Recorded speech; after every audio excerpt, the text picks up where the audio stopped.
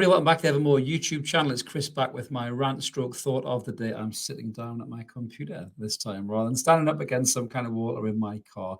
But yes, I thought I'd just jump on and do a little bit of a thought of the day. This one, it's about one of our old players who served the club quite well. Very divisive player in many ways, split fan opinion right down the centre. It is, of course, the enigma that is Jonjo Shelvey. Yes, it looks like Nottingham Forest have had enough of Jonjo Shelvey after only having him for about 5 months or something like that, when they signed him from Newcastle United in the January window for about £6 million, I think it is.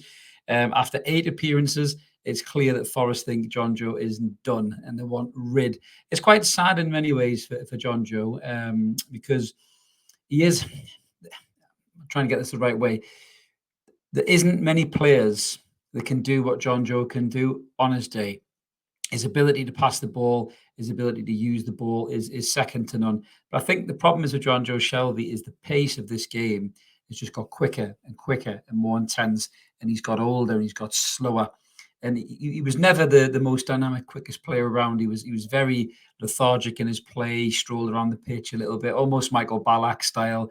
But he had moments to Jonjo. He had moments where he pinged a 60-yard ball to a winger's foot, just precise and crisp. The kind of pass that Steven Gerrard or Beckham in their prime would have been happy with. He had the ability to score a raker from distance out of nowhere. Didn't do it enough. We saw that at Newcastle United as well. But he went to Forest, and I think Forest thought, with the legs in the team like Brennan Johnson and players like that, and maybe Jonjo will be able to spray that ball around and make something happen. It didn't actually happen in the end. Obviously for Forest, managed to finish the season well, but it's a funny one. It really is. It's Jonjo, I think when he left, the fans, Newcastle fans, that was 50-50. Some Newcastle fans were sad to see him go. I think more because we didn't bring in a replacement from, I think, was the issue. Then Bruno got injured and Willock got injured, and we left ourselves a little bit short in that midfield area.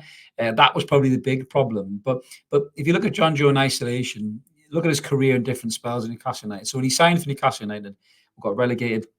I was buzzing when he signed. I thought he was an amazing player. I saw what he did to Swansea, halfway line goals and stuff like that. And I thought, this is a great player. His first game, remember that ball to Daryl Janmaat against West Ham for Wijnaldum's goal? You thought, wow, what a player this is. But we ended up getting relegated. A lot of people are thinking, oh, Christ, was Jonjo Shelvey even worth the 12 million we paid Swansea for him? Went to the Championship and he was unbelievable because he was far too good for the Championship. The game was slower. He had more time to use the ball. Some of the stuff he did in that Championship was ridiculous. It really was. I think he was the best player in that Championship probably since was Adel Taarabt when he was at QPR, where he just looked like he was levels above that league. And he got us promoted, got the Premier League, and played quite well in moments as well. Got himself fit, had a really good spell under Rafa, where we were talking about him getting in the England team.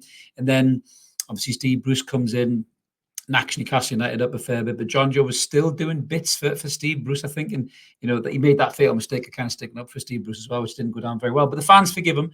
And then when Eddie Howe came in, Jonjo was an integral part of keeping us in that league. That goal against Leeds, many people say, without that goal against Leeds, we could have got relegated, and who knows where we would be now as a football club, not in the Champions League, that's for damn sure. So Jonjo deserves a bit of respect, I think, from Newcastle fans, but also I can sympathise with Forest fans because he brings a massive level of frustration, because you look at the guy and you know what he's capable of, and he just doesn't seem like he wants to do it.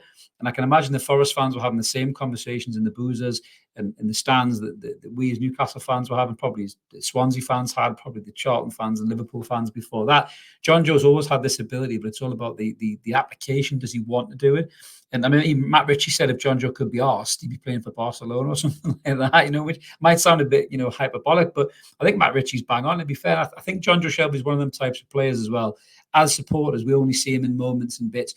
These lads see him day in, day out in training, and the shit he must do in training would blow their minds. And I bet you they sit there and think, how the fuck can't you do that week in, week out, mate? You'd be one of the best midfielders in the fucking league. You'd have 100 caps for England. But it's just never really happened for Jonjo. So it's disappointing in many ways. I think obviously for Forest fans, they probably won't give too much of a fuck, really. He's only had 8 games for them, and they'll be saying, on you go. They've got Gibbs White, they'll bring in a few more players, I'm sure, and then Jonjo will move on. But what's next for Jonjo is the question. Now, when he was sold by Newcastle United, I thought his legs were gone. To be fair to him, he went and got himself in unbelievable shape to try and play in this Eddie Howe team. But his body couldn't keep up with it. And he is 31 now as well. So, the body gets older, the body finds it harder to play at that level of intensity, certainly at Howe's level of intensity. You've got younger lads like Joe Willock and Sean Longstaff are just like fucking energizer bunnies up and down the park. Bruno as well, Joe Linton. So, for Shelvey, he's probably thinking, no, I can't be done with this. So he moved on, went to Forest. We gave him a hero send off and all that stuff. And he went with good wishes, and then he's just not done it there. So what's next for him? I think for Jonjo, the question would be, is he fit enough? Is he still got the legs to play in the Premier League? And I think for me, the answer is no. I think the Premier League's too fast-paced. I think the game passes him by.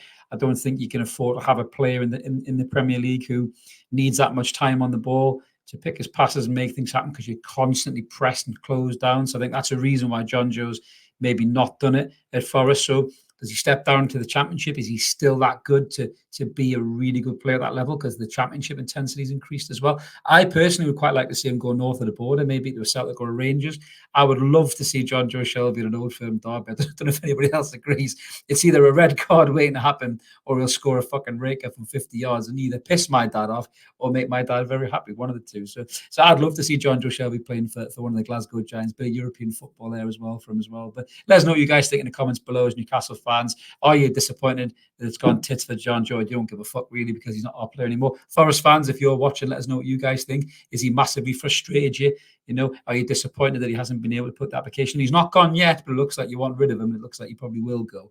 But let us know your thoughts on Jonjo as well. We always like to hear from Newcastle fans, obviously, and any fans. If you want to drop a comment in the comments below, we always do our best to try and reply to as many as we can. And if you're new to the channel and you haven't checked us out before, please click subscribe. We'd love you to come and join us. We're over 4,200 subs now, so we're getting close to that 4,500. Smash that button, help us get there. Loads of content before the season starts here. We'll jump on and maybe do a little bit about the Gateshead game, I think, which is happening today at 12:30. I won't be paying £7 to watch it or £10 to watch it on NUFC TV, that's for sure. I know it's going to Gateshead, but I don't believe in charge of pre-season friendlies. More on that another day. But yeah, smash that button, come and join us, like the video, help the channel grow. Really appreciate it. We'll be back soon with some more Newcastle United chat, and we'll catch you later, everyone. Cheers, bye-bye.